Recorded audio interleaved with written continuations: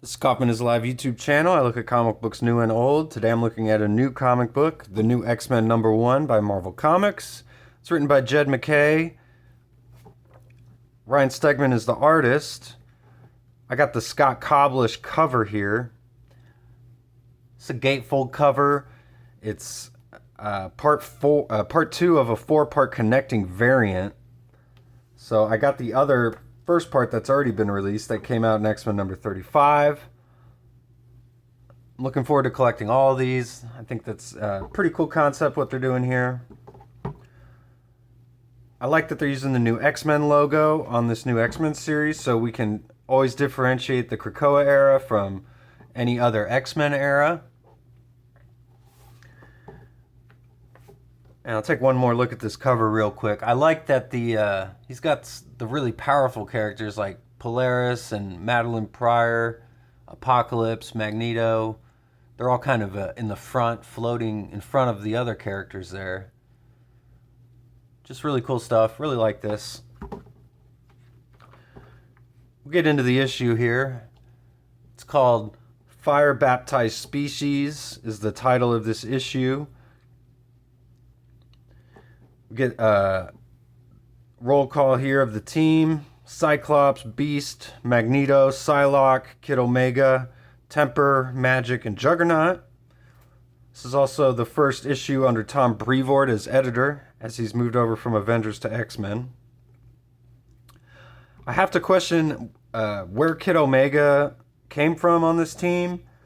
Last time we saw him in the Wolverine series during the Sabretooth War, he was just this disembodied psychic head in a box after he was murdered by Sabretooth. So I don't know how he's got his body back or what's going on here. Maybe we'll find out.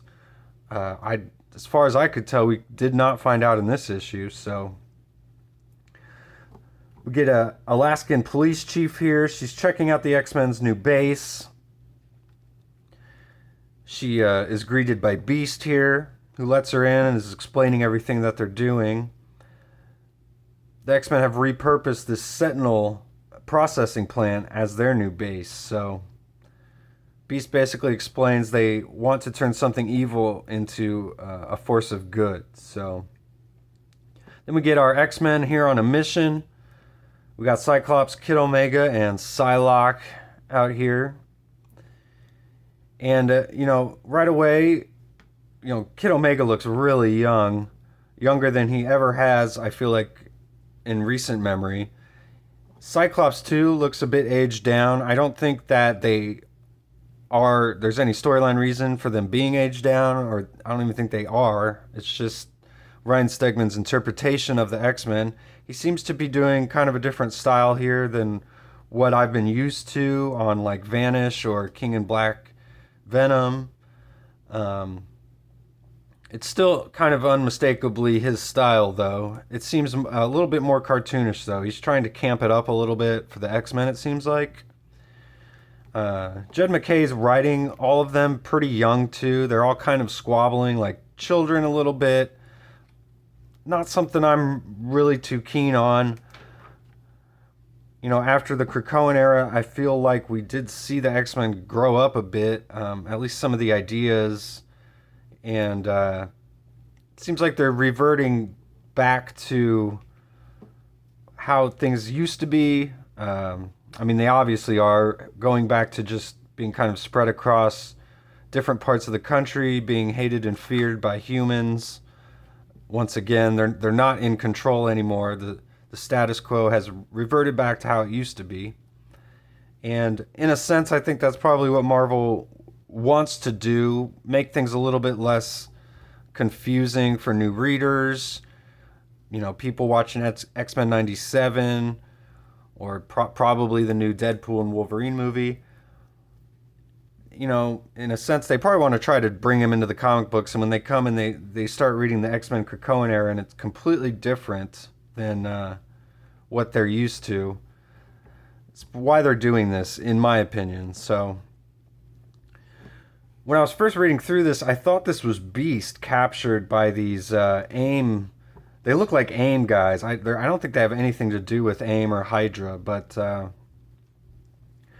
This is clearly an homage to the Mark Silvestri Wolverine cover where he's trapped on the X, and it's colored. He's all colored in blue, which is just the lighting. This is actually Logan, so he says "bub," if you couldn't figure it out. So that's the tip off. But like I said, he's drawing him a lot like Beast. He's got the same hair and kind of eyes and face as Beast, and the blue shade really threw me off there at first.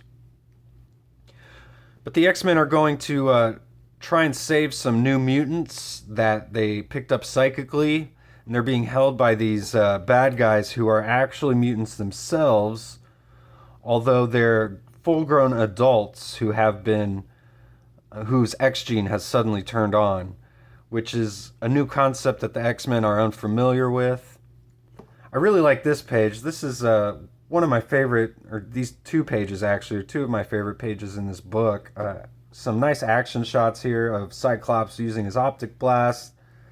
I really like the inking job here in this page too. Cyclops looking heroic. I like his costume. This is a really good costume. It's something new, and it looks a little different. It's got the X on it. I like the way he's drawing the smoke, the like optic smoke kind of coming out of his visor there, and it's a cool looking visor too. See who the shout out the inkers and colorists here. We got Marde Gracia on color, and JP Mayer's the inker. So they've been doing a lot of work on X-Men recently. Not surprised there. Good team.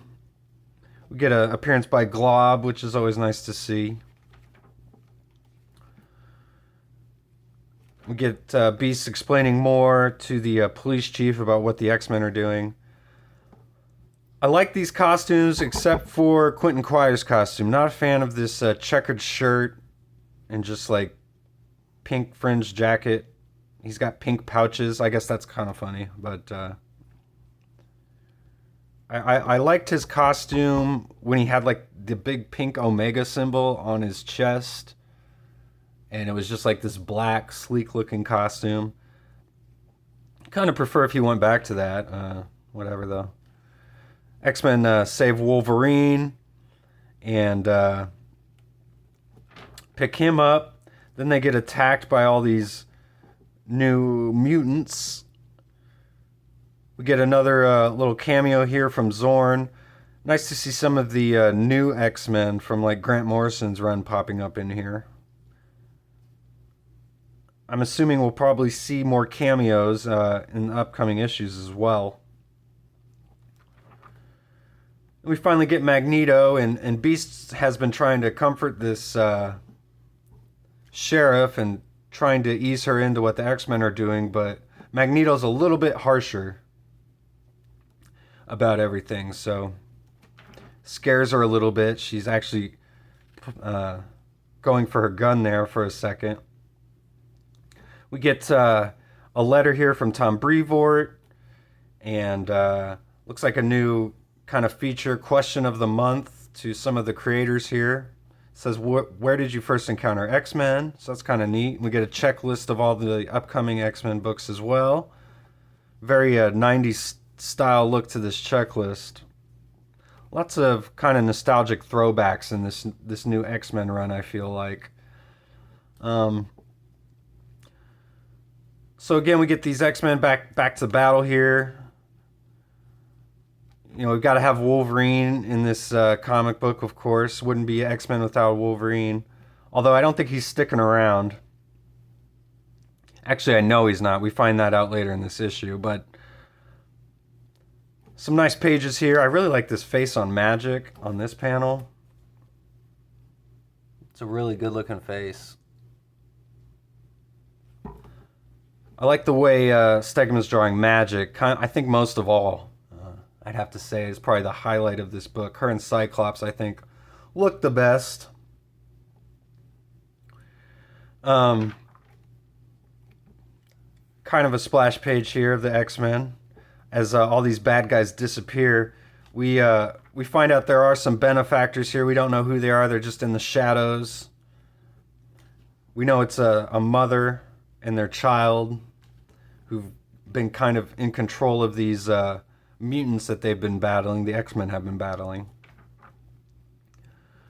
You know, I would have preferred maybe some more like an actual team of like New Mutants instead of these kind of faceless putty people, or maybe a reveal of who the actual bad guys are going to be, but they're taking it pretty slow here.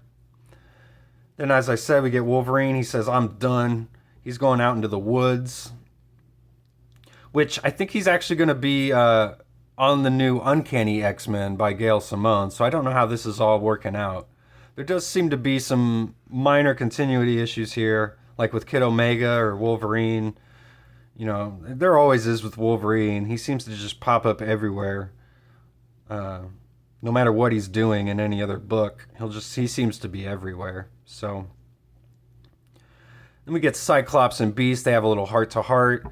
You know, Beast in this book mentions that he actually has no memory of Krakoa because his resurrection is of the Avengers Beast. So he has no memory of Krakoa, which will probably be kind of an interesting storyline, I hope, that they pick up. So, and Beast actually wants to start taking apart the town, from what I understand, like stripping things in the town to use as resources. But Cyclops tells him not to do that yet. I'm not really sure about that. Cyclops says, I want to be sure they don't forget what they owe us. So, kind of an interesting way to end it, for sure. I'm not too sure what the X-Men's purpose is there. Then we get a letter from Jed McKay as well, talking about what this means to him to be writing X-Men now. And a little preview of the X-Men #2. Cyclops looks like him and Psylocke are having fun there. So, yeah, an interesting issue. I'm not quite sure how I feel about it yet.